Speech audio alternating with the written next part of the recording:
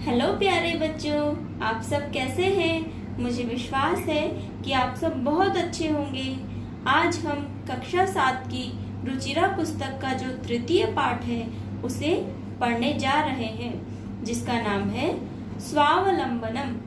स्वावलंबनम शब्द का अर्थ है आत्मनिर्भर होना, मतलब जो किसी के सहारे ना हो, जो अपना काम स्वयं करता हो, वह व्यक्ति आत्मनिर्भर कहलाता है। अतः ऐसा व्यक्ति जो अपना काम स्वयं करता है, जो किसी के ऊपर निर्भर नहीं रहता, वो व्यक्ति स्वावलंबी व्यक्ति होता है। तो आइए हमेशा की तरह इस पाठ के शब्दार्थ हम पहले देख लें, ताकि आपको पाठ पढ़ते समय उसे समझने में कोई परेशानी ना हो। समृद्ध मतलब धनी, समृद्ध धनी। चत्वारिंशत् 40, चत्वारिंशत् मतलब 40। अष्टादश, अष्टादश मतलब 18। प्रकोष्ठेषु कमरों में, प्रकोष्ठेषु कमरों में। पंचाशत् 50, पंचाशत् 50। गवाक्षः खिड़कियां, गवाक्षः मतलब खिड़कियां। चतुश्चत्वारिंशत् 44, चतुश्चत्वारिंशत् मतलब 44। षट्त्रिंशत् 36, षट्त्रिंशत् मतलब 36। कृषक दंपति, किसान पति पत्नी, कृषक दंपति मतलब किसान पति पत्नी। आतिथ्यम अतिथि सत्कार, आतिथ्यम मतलब अतिथि सत्कार। कर्मकरः काम करने वाला, कर्मकरः काम करने वाला। भवताम आपके, भवताम आपके। भृत्यः नौकर या सेवक, भृत्यः मतलब नौकर या सेवक। शक्नुवंती सकते हैं, शक्नुवंती मतलब सकते हैं।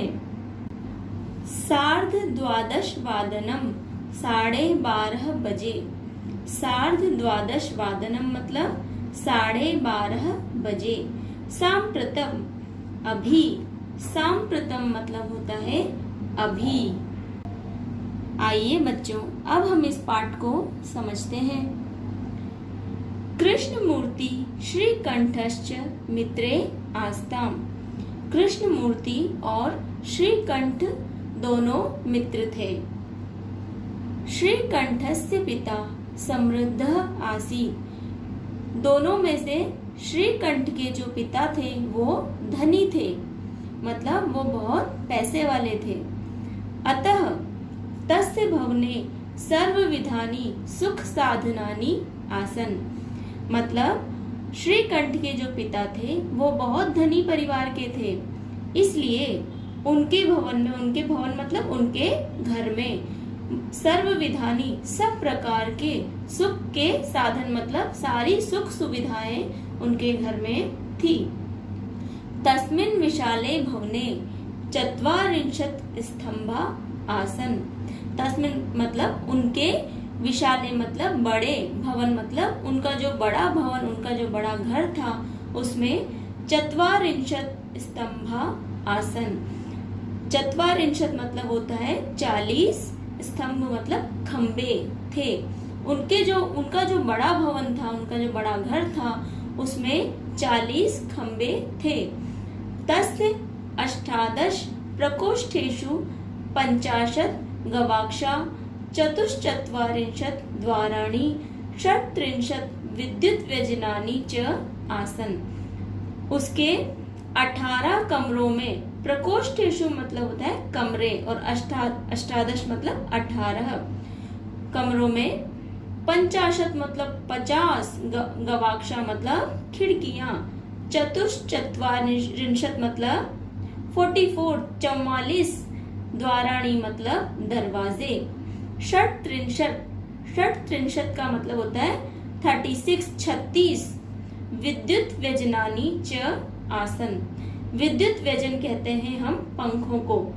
तो उसका जो बड़ा भवन था, उनका जो बड़ा घर था, उसमें 18 कमरे, 50 खिड़कियां, 44 दरवाजे और 36 पंखे थे। तत्र 10 सेवका निरंतरम कार्यम कुर्वन्ति स्मः।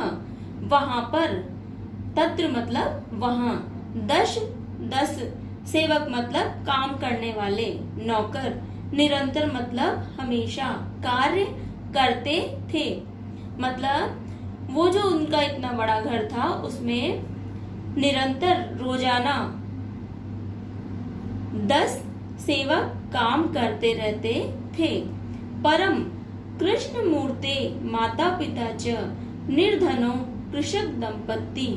परंतु, परम मतलब लेकिन, कृष्ण मूर्ति जो है, कृष्ण मूर्ति मतलब जो दोनों मित्र थे, कृष्ण मूर्ति और श्रीकंठ, श्रीकंठ जो है बहुत धनी परिवार से था, और कृष्ण मूर्ति जो है उसके माता पिता निर्धन मतलब गरीब किसान पति पत्नी थे।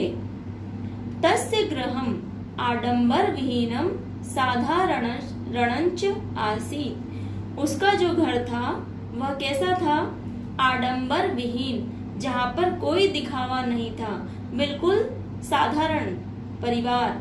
वहां पर जो कृष्ण मूर्ति जो था, उसका घर बिल्कुल साधारण था, किसी प्रकार का ऊपरी दिखावा उनके घर में नहीं था, वो बिल्कुल साधारण थे। एकदा श्रीकंठः तेन सह प्रातः 9 तस्य गृहम् अगच्छत्। एकदा मतलब एक बार, श्रीकंठ जो है, तेन सह मतलब कृष्ण मूर्ति के साथ, प्रातः 9 मतलब प्रातः सुबह 9 बजे, तस्य मतलब कृष्ण मूर्ति के घर पर आया, गृह मतलब घर पर आया। तत्र कृष्ण मूर्ति तस्य माता पिता च स्वशक्त्या श्रीकंठस्य आतिथ्यम अकुर्वन्। तत्र मतलब वहां पर, कृष्ण मूर्ति ने, तस्य मतलब उसके, माता पिता, माता और पिता, माता पिता च, ये च बाद में लिखा हुआ है, लेकिन हम इसको माता और पिता इस तरीके से इसको बोलते हैं, इस तरीके से समझते हैं। स्वशक्तिया मतलब अपनी शक्ति के अनुसार, अपनी हैसियत के अनुसार, श्रीकंठ जो है उसका, श्रीकंठ का आतिथ्यम करते हैं, या उन्होंने उसका अतिथि सत्कार किया। एतत् दृष्ट्वा श्रीकंठः अकथयत्। इस तरह से देखकर श्रीकंठ जो है वो कहता है, या उसने कहा, मित्र अहम भवताम सत्कारेण संतुष्टो अस्मि। वो कहता है कि मित्र, मैं तुम्हारे या आपके सत्कार से संतुष्ट हुआ, मतलब मुझे बहुत अच्छा लगा, आपका जो अतिथि सत्कार करने का जो तरीका है मुझे बहुत अच्छा लगा। केवलम इदमेव मम दुखम यत् तव गृहे एको अपि भृत्य न अस्ति। वो कहता है कि सिर्फ, केवल मतलब सिर्फ यही मुझे दुख है, इसी बात का मुझे दुख है कि तुम्हारे घर पर, तब मतलब तुम्हारे घर पर एक भी नौकर नहीं है। वो कहता है कि मैं तुम्हारे अतिथि सत्कार से बहुत खुश हूँ, लेकिन मुझे केवल इसी बात का एक दुख है कि तुम्हारे घर पर एक भी नौकर नहीं है। भृत्य मतलब नौकर, एको अपि मतलब एक भी नौकर नहीं है, ना अस्ति नहीं है। मम सत्काराय भवताम बहु कष्टम जातम। वो कहता है कि मेरे सत्कार के लिए, भवताम मतलब आपको, बहुत, बहु मतलब बहुत, कष्ट मतलब परेशानी हुई, मेरे सत्कार करने में, मेरी आवभगत करने में आपको बहुत परेशानी हुई। मम गृहे तु बहवः कर्मकरा सन्ति। मम मतलब मेरे, गृहे तु मतलब मेरे घर पर तो बहुत सारे काम करने वाले हैं। काम करने वाले मतलब नौकर है। तदा कृष्ण मूर्ति अवदत्, तब कृष्ण मूर्ति बोला, कृष्ण मूर्ति ने जवाब दिया, मित्र ममापि अष्टौ कर्मकरा सन्ति। तो वो कहता है कि मित्र मम अपि मतलब मेरे भी अष्टो कर्मकरा 8 काम करने वाले हैं। वो कौन कौन है देखिए, ते च द्वौ पादो, वे हैं 2 पादों मतलब 2 पैर, द्वौ हस्तो मतलब 2 हाथ, द्वे नेत्रे, नेत्रे मतलब आंख, 2 आंखें, द्वे श्रोत्रे इति। वो कहता है कि मेरे पास 2 पैर, 2 हाथ और 2 आंखें और 2 कान है।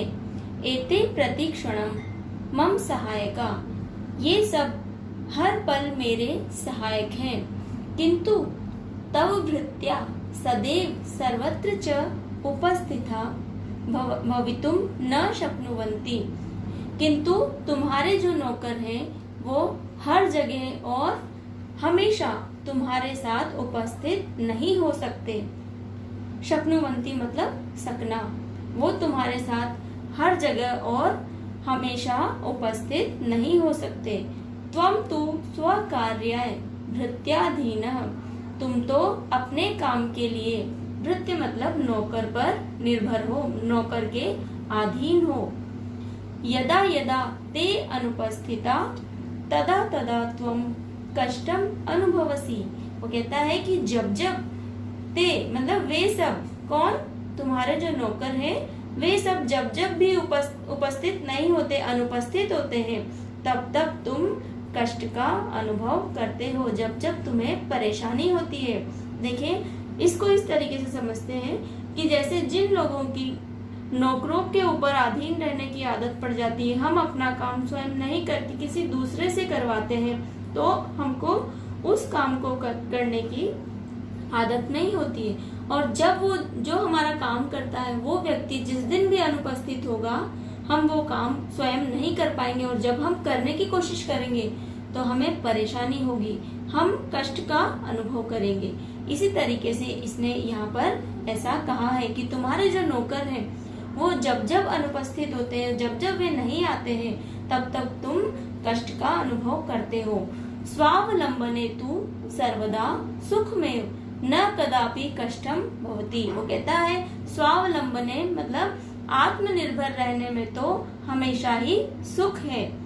मतलब जो व्यक्ति आत्मनिर्भर होता है, अपना काम स्वयं करता है, जो किसी पर डिपेंड नहीं हो, किसी पर निर्भर नहीं होता, तो वो तो हमेशा ही सुखी ही रहता है। न कदापि मतलब उसको कभी भी कष्ट, उसको कभी भी परेशानी नहीं होती है। श्रीकंठः अवदत्, श्रीकंठ जो है बोलता है, मित्र तव वचनानि श्रुत्वा मम मनसि महती प्रसन्नता जाता। अब श्रीकंठ कहता है कि मित्र है दोस्त, तुम्हारे वचनों को सुनकर मेरा मन जो है उसको बहुत प्रसन्नता हुई। मतलब तुम्हारी बात सुनकर मेरे मन को, मुझे बहुत अच्छा लगा, मेरे मन को बहुत प्रसन्नता हुई। अधुना अहमपि स्वकार्याणि स्वयमेव कर्तुम इच्छामि। मतलब वो कहता है कि अधुना मतलब अब अहमपि मतलब मैं भी, स्वकार्याणि अपने कामों को, स्वयं ही करने का इच्छुक हूँ, या मैं अपने कामों को अब स्वयं ही करना चाहता हूँ, स्वयं ही करने का इच्छुक हूँ। भवतु 12:30 वादनम इदम सांप्रतम गृहम चलामी। वो कहता है कि अब 12:30 बज चुके हैं, मतलब अब 12:30 बज गए, अब इस समय घर को चलता हूँ, अब मैं घर चलता हूँ।